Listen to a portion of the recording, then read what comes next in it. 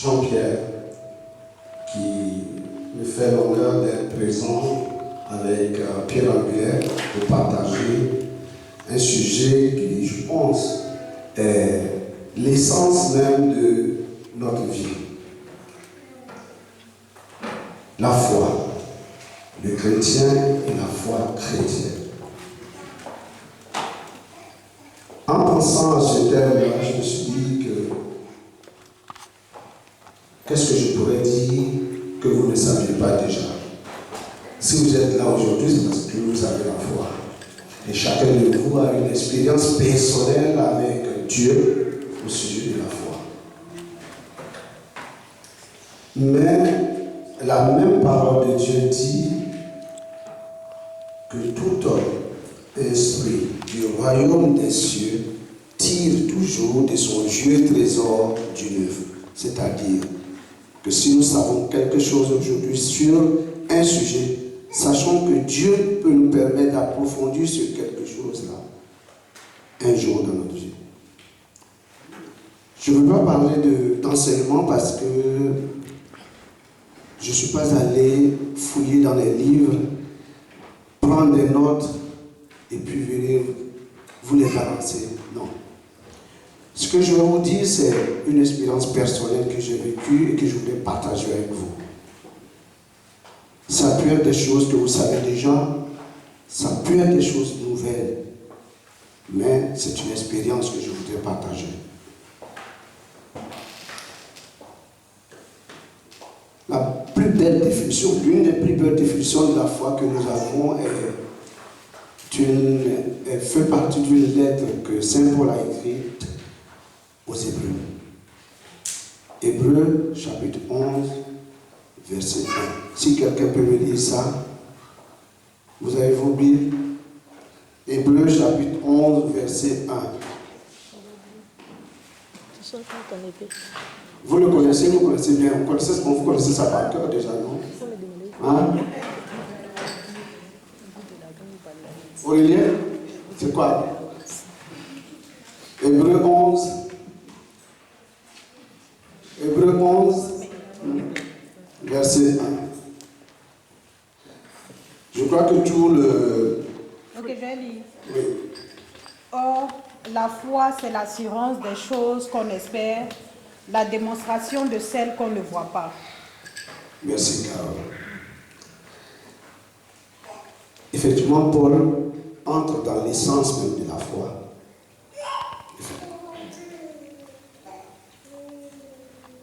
Mais cette définition-là colle à tous les aspects de notre vie, que ce soit la vie chrétienne, que ce soit la vie dans le monde. Pour beaucoup d'entre nous, avant d'arriver ici en Angleterre, il y a beaucoup qui n'étaient pas chrétiens, mais ils avaient la foi que le Seigneur ou bien quelqu'un là-haut allait leur permettre d'avoir leur visa pour venir en Angleterre. Et je vais vous raconter l'histoire de ce jeune homme-là qui... Sa mère passait devant sa porte et puis elle entendait dire oh Seigneur, Seigneur, fasse que Abidjan soit la capitale du Nigeria. Et puis sa mère entend ça. Elle lui dit non. Comment ça se fait? Tu peux prier comme ça? Qu'il faut que Abidjan soit la capitale du Nigeria. Il dit à sa mère, maman, tu sais la composition d'hier là, on a demandé la capitale du Nigeria, j'ai mis Abidjan. Je prie le Seigneur et il prie avec foi, là, il prie vraiment avec foi pour que le Seigneur fasse quelque chose. Sinon, il aura des problèmes. Et dans notre vie de tous les jours, c'est pratiquement pareil. Mais ce dont je voulais parler aujourd'hui, c'est la foi qui sauve. Si nous lisons 1 Corinthiens 13 au chapitre 2, je crois que Saint Paul nous dit, si nous avons la foi pour transporter les montagnes, si nous n'avons pas l'amour, cela ne sert à rien. Ça veut dire que mon frère et ma soeur, tu peux te mettre à genoux, prier Dieu, avoir la foi pour que ton frère même guérisse, avoir la foi pour avoir un mari, avoir la foi pour avoir une femme, avoir la foi pour avoir tout ce que tu veux. Mais cette foi-là risque de ne pas te sauver. Parce qu'il te manque quelque chose. Et le Seigneur Jésus-Christ nous dit dans une de ses paroles aussi, dans Matthieu quelque part, où il parle des vrais trésors. Il dit, amassons des trésors dans le ciel. Des trésors qui ne sont pas rongés par les mythes. Ce sont ces trésors-là qu'il faut rechercher. Pourquoi je parle de ces choses-là? Est-ce que je m'éloigne de la foi? Non. On nous dit aussi que le Seigneur Jésus-Christ est...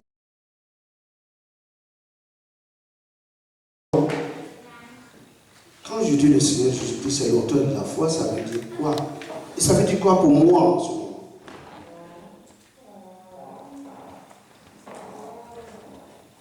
Saint Paul me dit, la foi c'est l'assurance, c'est ça? Qu'est-ce qu'il a dit? L'assurance de... L'assurance de ce qu'on ne voit pas. L'assurance de ce qu'on ne voit pas. Le Seigneur Jésus-Christ vient sur la terre. Essayons de voir les choses. Okay? Adam et Ève ont péché. Ils sont chassés du jardin d'Éden. Et notre Dieu, notre Créateur, qui est l'auteur de la foi, parce que si lui n'a pas la foi, cette foi-là ne peut pas se répercuter sur lui. Ce n'est pas possible. Parce qu'il est l'alpha et l'oméga. Notre Créateur a la foi. Il dit, ces enfants-là, je peux les ramener encore dans le jardin. Alors il entame une série d'actions. Il y a Noé qui intervient, il y a Abraham qui intervient, il y a Ézéchiel, il y a tous les prophètes pour ramener le peuple d'Israël à son Dieu. Dieu a foi. Il a foi que son peuple a venu à lui. Ultime décision, il fait descendre. Décision, il fait descendre son fils. Comme Élie demandait une fois, Seigneur, si tu pouvais déchirer les cieux pour descendre. Le Seigneur exauce sa prière. Il déchire les cieux en la personne de son fils, notre Seigneur Jésus-Christ, pour descendre. Le Seigneur Jésus-Christ il descend parce qu'il a foi que l'humanité peut être sauvée. Il a foi que l'humanité peut aimer. Parce qu'il n'y a que l'amour seul qui peut sauver. Alors lorsque dans le credo, je dis je crois en Dieu, ce ne sont pas des paroles en l'air.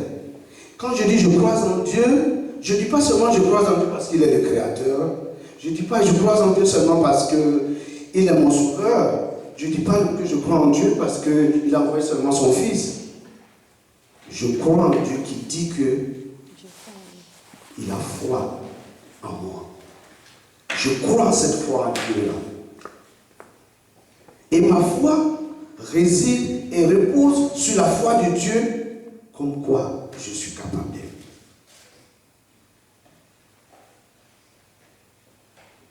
Alors, nous rejoignons Saint Paul qui dit, si tu as la foi pour déplacer les montagnes, si tu n'aimes pas, ça ne sert à rien.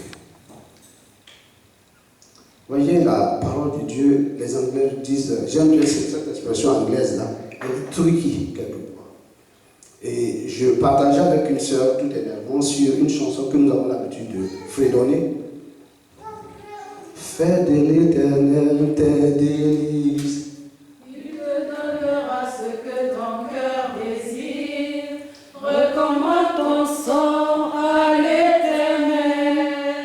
Mets ta confiance en lui.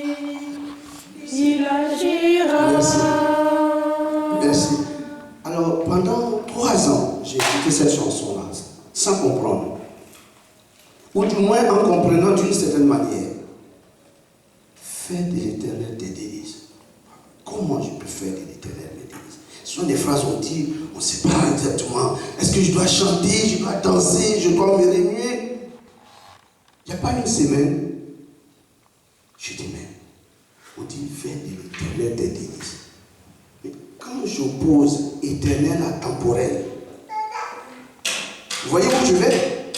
Quand j'oppose éternel à temporel, ça veut dire que je ne dois pas faire du temporel mes délices. Je ne dois pas faire de la recherche de biens matériels mes délices. Je ne dois pas faire de la recherche d'une femme mes délices. Je ne dois pas faire de la recherche de ceci, des choses de la terre mes délices. C'est temporel. Je dois faire de ce qui est éternel mes délices. Et qu'est-ce qui est éternel, dit Saint Paul? Je sais que vous connaissez la réponse. C'est l'amour. Saint Paul dit, c'est l'amour seul qui demeure. C'est ce qui est éternel. Donc, chaque fois que vous chanterez, faites de l'éternel. Faites de l'éternel tes délices. Sachez que vous êtes en train de dire, fais de l'amour tes délices. Et le Seigneur, lorsque tu fais de l'amour tes délices, lorsque tu aimes ton prochain, le Seigneur accourt vers toi. Et il te donne ce que ton cœur désire. Et quand je dis il te donne ce que ton cœur désire, ne pensez pas encore aux choses matérielles. Il te donnera son esprit, qui t'amènera plus en plus dans les profondeurs de la connaissance de Dieu.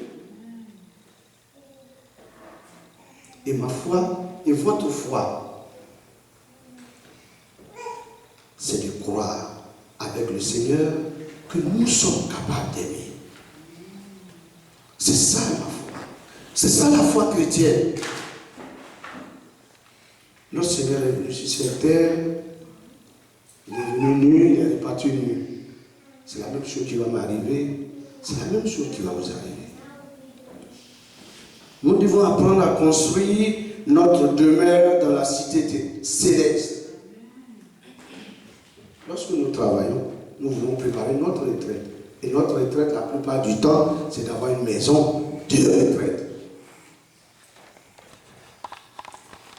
Alors, si nous sommes des chrétiens, nous devons préparer notre maison de retraite.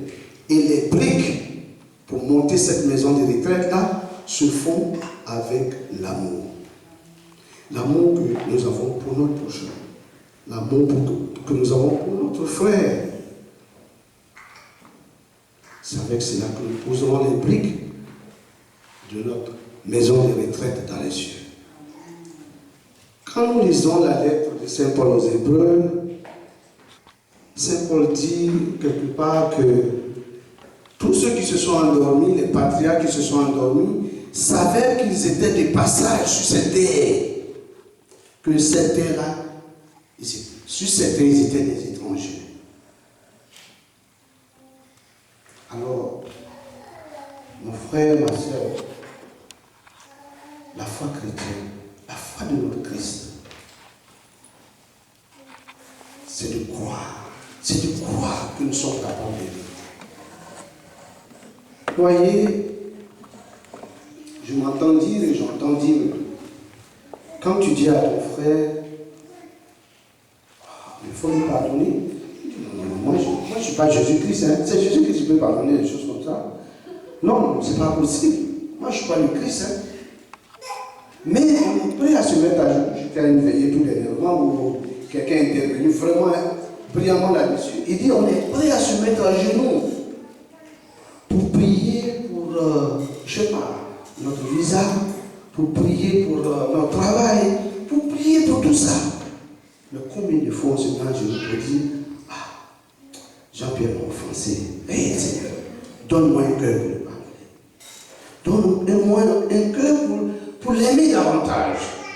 Combien de fois nous prions? Combien de fois nous faisons cette prière? Alors que c'est cette prière-là qui nous ouvre les portes du royaume.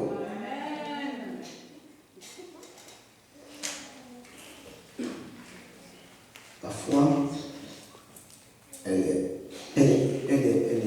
utile dans la vie de tous les jours. Mais la foi chrétienne nous pousse plus loin que les choses de ce monde.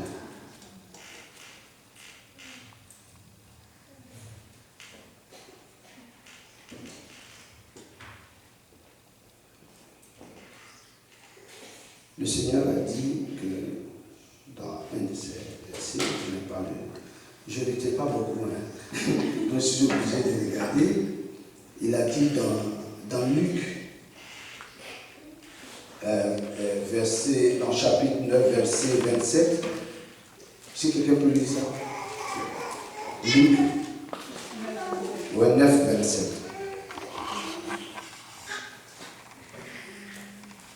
Je vous le dis en vérité, quelques-uns de ceux qui se tiennent ici ne goûteront point la mort avant d'avoir vu le royaume des cieux. Voyez, moi ce sont ces paroles-là que je...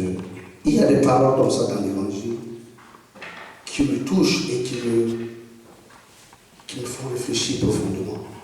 Parce que chaque fois que le Seigneur dit quelque chose, c'est que c'est vrai. Il dit, parmi vous ici, il y a des gens qui verront le royaume des cieux avant d'avoir vu la mort.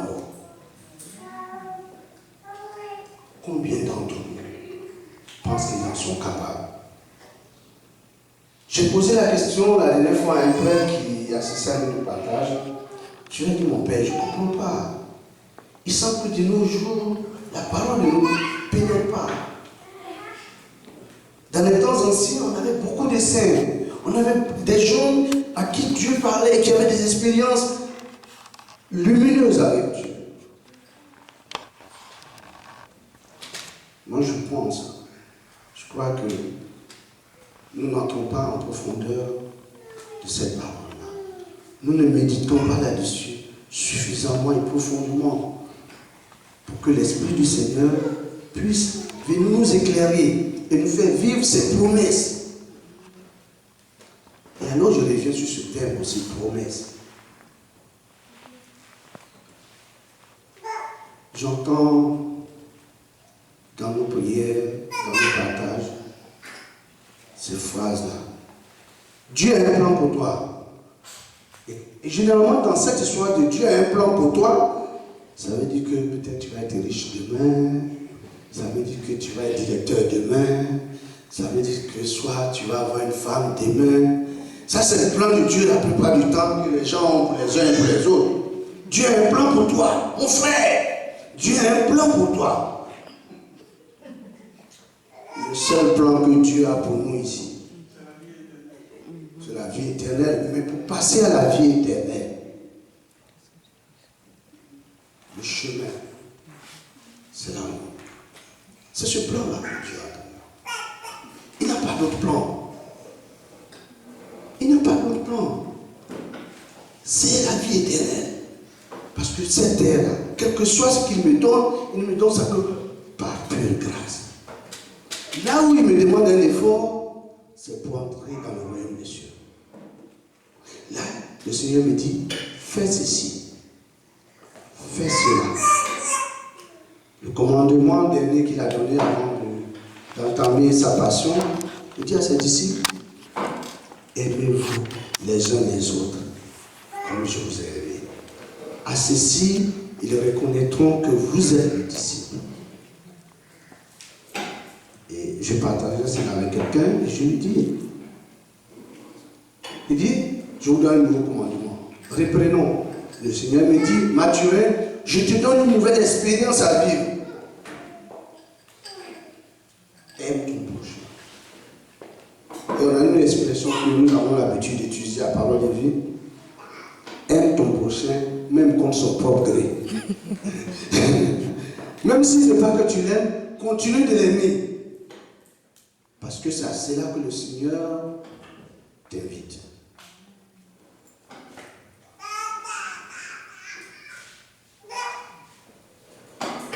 Je sais que le Seigneur il est venu sur cette terre, et nous le savons.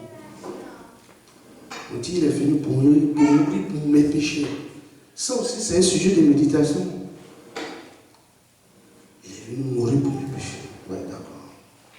Bon, je suis délivré. Il est venu, il est mort. Et je suis délivré. Est-ce que je suis délivré? Je ne sais pas. Les gens vont dire oui, il y en a qui vont dire non. Avant de continuer, je vais raconter une petite blague là, que je racontais dans le bus tout à l'heure. j'étais à une veillée, et puis il y a quelqu'un qui disait, regarde-moi, votre histoire d'église, là, ça m'embête parce que chaque fois que vous allez à l'église, le démon, là, on le lit. Le dimanche, après, quand je me parle encore, on dit les détachés, il faut que je le lis encore, on le lit encore. Tous les dimanches, on lit le démon. Qu'est-ce qui se passe dans votre histoire?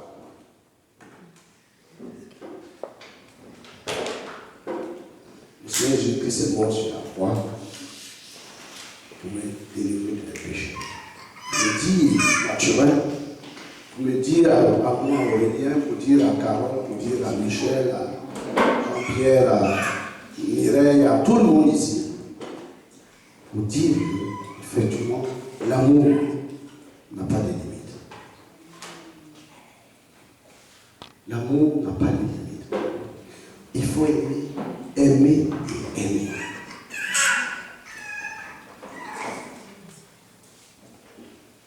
Et c'est cela, et c'est à cela que Dieu nous invite. Donc ma foi est la foi chrétienne.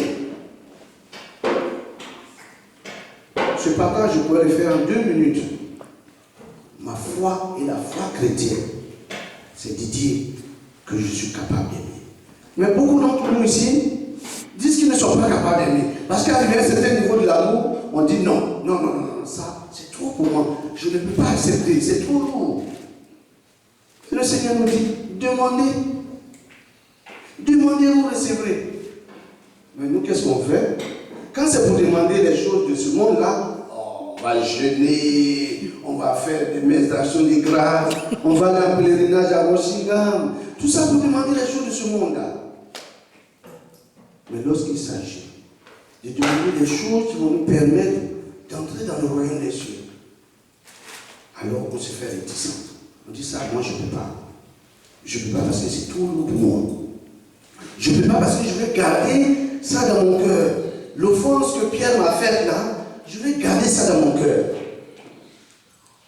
J'ai une petite place bien dans mon cœur où je rends toutes les offenses qu'on m'a fait. Le jour que je rencontre la personne, je fais ressortir cette offense-là. Je lui dis, mon frère, voici ce que tu m'as fait. Sous prétexte que je veux dire la vérité.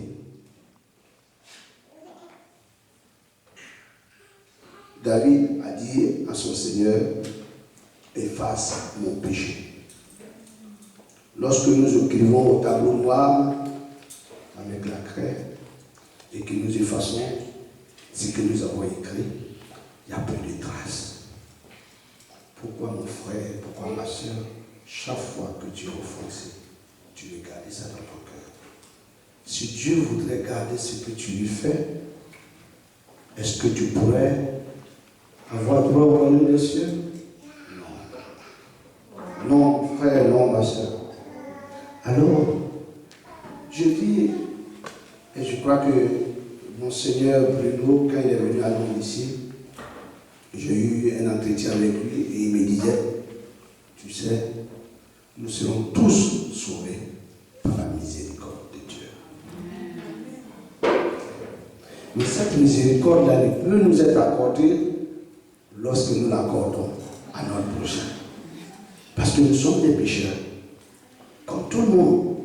Je dis, les chrétiens ont une voie royale pour entrer dans le royaume des cieux. C'est la voie de la miséricorde. Parce qu'aucun de nous n'est juste.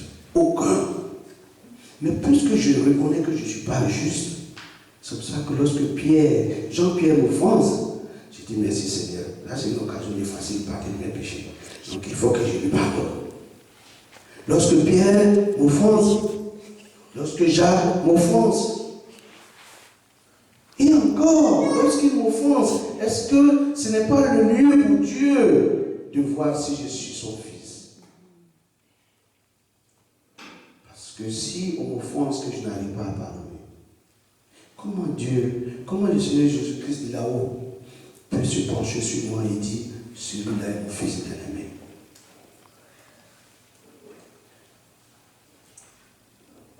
Mon frère, ma soeur, ta foi et notre foi, c'est de croire que nous sommes capables d'aimer. Et cet amour-là s'accompagne donc de pardon, de miséricorde et de compassion. Lorsque nous aurons compris cela, Alors, le Seigneur dit là-haut, nous ferons sa joie. Nous ferons son bonheur. On dit,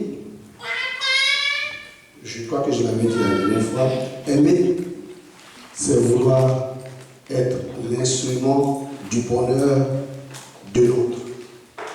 Aimer, je reprends, aimer, c'est vouloir être l'instrument du bonheur de l'autre. Convoiter, c'est vouloir faire de l'autre l'instrument de notre bonheur. Si nous voulons, nous disons que nous aimons le Christ, nous devons être l'instrument de son bonheur. Lorsqu'il nous regarde, il doit être heureux. Lorsqu'il nous regarde, il doit dire, Mathurin partage ma foi. La foi qu'il est capable d'aimer, qu'il est capable de pardonner. Et je fais son bonheur. Convoiter le Christ, okay? C'est dire le Christ, il peut me donner une femme. Convoiter le Christ, il peut me donner une maison. Convoiter le Christ, si je me mets à genoux, j'aurai le travail. Convoiter le Christ, quand je me mets à genoux, je peux avoir les papiers. Convoiter le Christ, c'est toutes ces choses-là.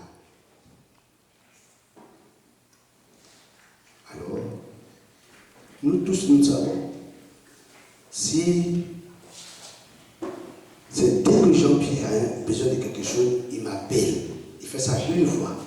Il fait ça 2 fois. Je vais dire, lui, il a même pour qui il prend. Il croit que je ne vois pas son jeu.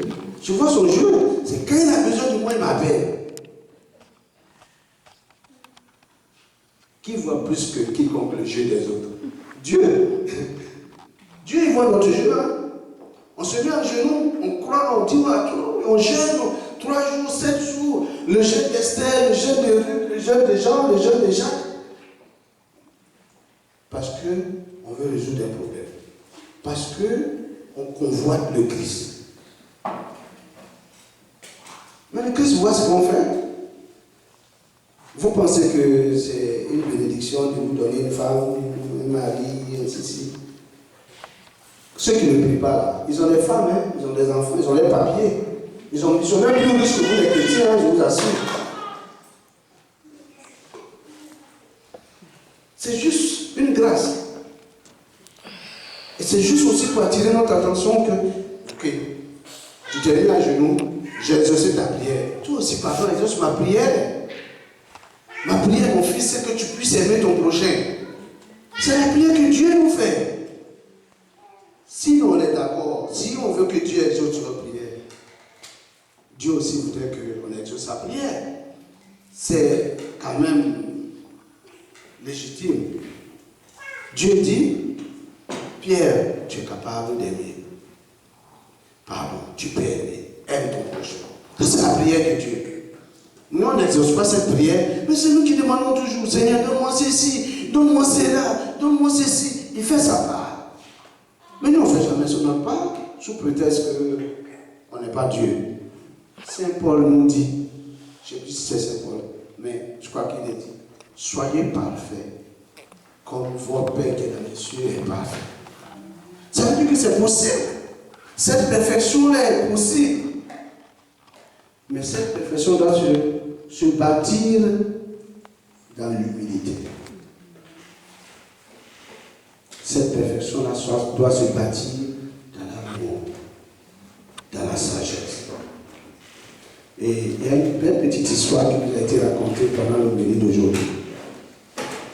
Sur l'humilité, parce que c'est le thème d'aujourd'hui, je crois, pour le message évangélique.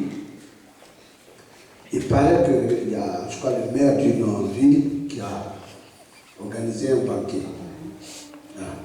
Il a organisé un banquet. Et il y avait dans la ville un homme très, très instruit, très distingué, qui arrive au banquet et le maire le fait asseoir au premier banc. Et cette personnalité-là lui dit, non, moi je préfère m'asseoir derrière, vers la porte. Et effectivement, Souvent, le maire lui donne à s'asseoir vers la porte. Il y a une autre personnalité qui vient encore. La personnalité voulait s'asseoir devant. Le maire lui dit non, tu vas t'asseoir derrière. Il dit, mais comment ça, je vais m'asseoir derrière? Il dit non. Et il dit, mais non, la première place c'est devant. Je crois que la première personnalité qui s'est assise derrière s'appelle Léo. Et le maire dit à la deuxième personnalité, là où Léo est assis, c'est ça qui est la première place. Là où Jésus est assis, qu'il soit assis devant, qu'il soit assis derrière, qu'il soit assis au milieu, là où il est assis, c'est la première place. Et si tu t'assois avec lui, ça veut dire que tu as l'amour. Ça veut dire que tu as son esprit. Ça veut dire que tu es à la première place. Que tu sois derrière, que tu sois devant. Si tu as l'amour de Dieu en toi, si tu as son esprit en toi, tu es à la première place. Le chrétien et la foi chrétienne. Le Seigneur Jésus-Christ, je vous dis qu'il a foi en vous. Il a foi, sinon il ne serait pas mort sur la croix. S'il pensait que sa mort sur la croix ne servirait à rien, il ne serait pas mort sur la croix. Il n'aurait pas fait ce sacrifice ultime. Il dit, Jacques, Jean, Pierre, Paul, j'ai foi en vous. J'ai foi comme quoi vous êtes capable d'aimer. Ma foi chrétienne est que je suis capable d'aimer. J'ai foi en Dieu. C'est pour ça que Saint Paul nous dit, si Dieu est avec nous, qui peut être contre nous? Si Dieu dit que je suis capable d'aimer, si Dieu a foi en moi comme quoi je suis capable d'aimer, qui peut être contre nous? C'est que je suis vraiment capable d'aimer. Rien ne peut me retenir. Ni les principautés, ni les anges, rien ne peut m'empêcher d'aimer. Il faut que notre foi repose sur cette conviction. Comme quoi nous sommes capables d'aimer. Que le Seigneur nous donne son esprit afin que cela soit possible dans notre vie de tous les jours. Amen. Amen.